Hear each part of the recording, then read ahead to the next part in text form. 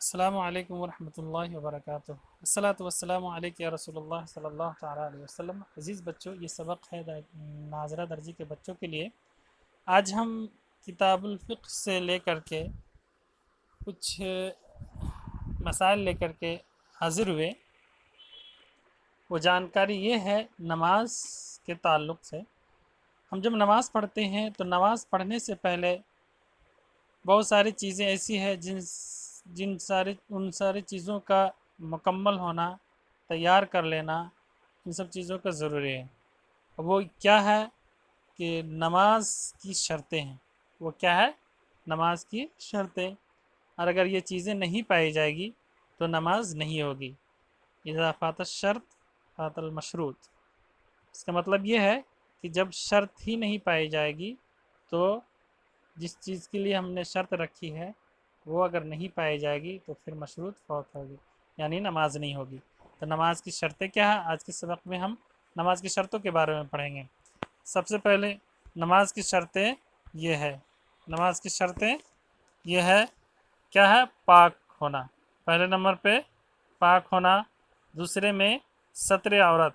ستر عورت کا مطلب یہ ہے، پاک ہونا کہ مطلب کہ انسان اگر ناپاک ہے تو اس کے جسم، جگہ، کپڑا، ان سب ساری چیزوں کا پاک ہونا نماز کی پہلی شرط میں سے ہے۔ دوسرے میں ہے ستر عورت۔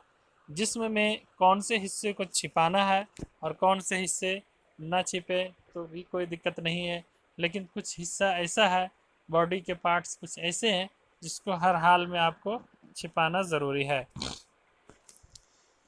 تو آپ وہ سب چیزیں بعد میں پڑھیں گے تفصیل سے، لیکن صرف وہ چھوٹی چھوٹی چیزیں جو ہے اہم ہے اس کو یاد کرنی ہے۔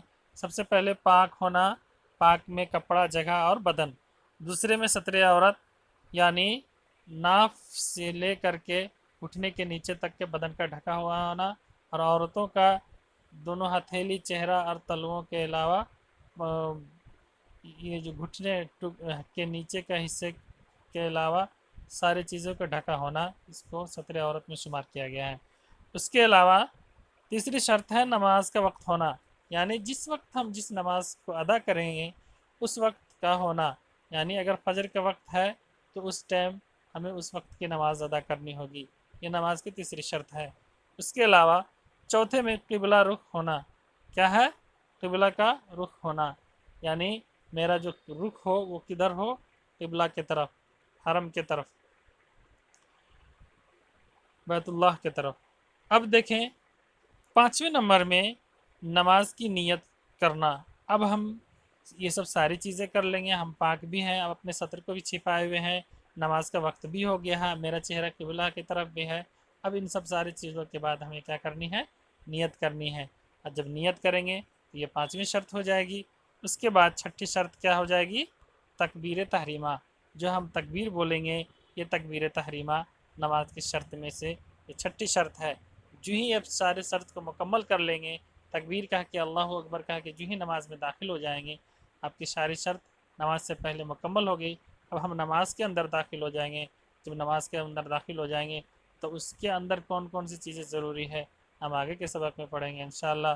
بس انہی باتوں کے ساتھ میں اس سبق کو ختم کرتا ہوں، پھر ملیں گے اگلے سبق میں انشاءاللہ۔ السلام علیکم ورحمۃ اللہ۔